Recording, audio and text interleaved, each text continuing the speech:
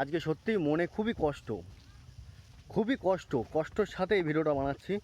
যে এত পরিমাণ কষ্ট যে আমি তোমাদেরকে ভাষায় বলতে পারবো না।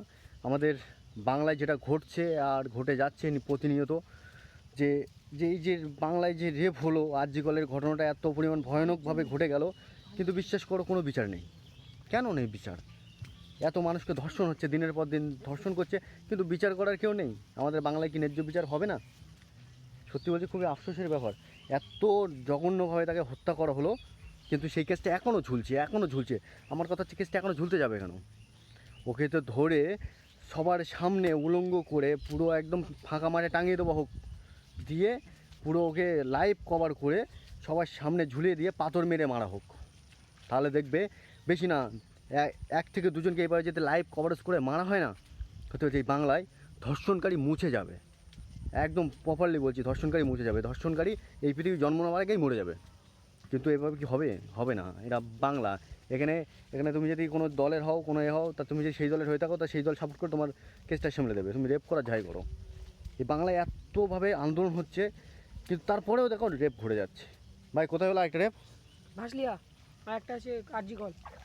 আরজি কলের ঘটনা আন্দোলন হচ্ছে। আর ভাসলিয়া রিসেন্টলি তার মামা নাকি এসেছিলো স্ট্যান্ডে, তার কাছ থেকে টাকা পয়সা নিয়ে খাবার টাবার নিয়ে মেয়েটা বাড়ি যাচ্ছিলো, 14 না 16 বছর বয়স।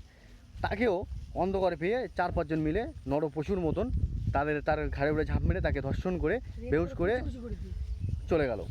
ঠিক আছে, কিন্তু এখন এই যদি সাজা যদি না দেওয়া হয়, সেরকম প্রতিনিয়ত রেপ হবে আর হচ্ছে। কিন্তু এই বাংলায় প্রথম ছিল 1 লাখ টাকা রেপ করলে, রেপ আর কি যারা নির্যাতিত হবে তাদের 1 লাখ টাকা। আর যারা এখন বর্তমানে বাজেট হয়ে গেছে 10 লাখ টাকা, রেপিসদের 10 লাখ টাকা করে দেওয়া হবে। তো এটা কি মানা যায়? এটা কি আমাদের বাংলার কালচার? সত্যি বলছি, আফসোস, আমাদের বাংলার জন্য আফসোস। আমরা আমরা আমরা আবাস এখন যথেষ্ট তুলতে পারছি। এরপরে যদি এই অন্যায় যদি না প্রতিবাদ করা হয়, সত্যি বলছি আমরা বাংলায় কেউ কথা বলতে পারবো না। যেই কথা বলবে তাকে হয় ডিটেন করে দেওয়া হবে, অ্যারেস্ট করে দেওয়া হবে, নাই তাকে গুম করে দেওয়া হবে। বাস্তব বলছি। আজকে তোমাদের সামনে কথা বলছি খুবই, আমি হয়তো এখন মুখ খুলে বলতে পারছি, কিন্তু হয়তো এই বিষয়ে যদি না হয়, তুমি যেই ওখানে কথা বললে মেরে দেবে। তো ভাই, আমার এই ভাইয়ের মনেও ভীষণ কষ্ট। ভাই, প্রতিবাদ চাও তো? অবশ্যই প্রতিবাদ, মানে প্রতিবাদের তুমি এর প্রতিবাদ কী চাও? ফাঁসি চাও তো? হ্যাঁ, ফাঁসি চাও না ওকে পাথর কঠিনভাবে? আমি একটা জিনিস দেখতে পাচ্ছি, ওকে পুরো উলঙ্গ করে পুরো একটা চৌরাস্তার মাঝখানে বেঁধে দাও, আর প্রত্যেক জনগণ যাবে ঢিলা মেরে মেরে মারবে, পাথর মেরে মেরে মারবে, যন্ত্রণা দিয়ে মারতে হবে। যতক্ষণ বেঁচে থাকবে ততক্ষণ মারাবে, আর মরে যাবে তোকে ওইভাবে টাঙিয়ে রেখে দাও, কাক শকুনি ছেড়ে খেয়ে নেক। তাহলে এই বাংলায় রেফির জন্ম নেওয়ার আগে মরে যাবে। সত্যি বলছি, আমার এই সেটি কথাটা ভালো লেগে থাকে, তা ভিডিওটা তোমার একটা বন্ধুকে শেয়ার করে দেবে, সেও যেন প্রতিবাদ করার সাহসটা পায়। আর প্রত্যেকে প্রতিবাদ করো, প্রতিবাদ করতে হবে। আর শুনলাম গণভবন নাকি ঘেরাও হবে, গণভবন নাকি এই তো কী বলছি, ওই মমতাদির কোথায় থাকে? হ্যাঁ, যাদের রেপ করেছিল। না, মমতাদির কোথায় থাকে? আচ্ছা, মমতাদির আর কি যেখানে থাকে সেই জায়গাটা ঘেরাও করার আর কি কথাবার্তা চলছে, আমি আমার যেটা পেলাম। আর চারিদিকে প্রতিনিয়ত তোমার কি আন্দোলন চলছে, আর এই বিচার যদি সঠিক না হয়, তাই এইভাবে আন্দোলন চলে যাবে।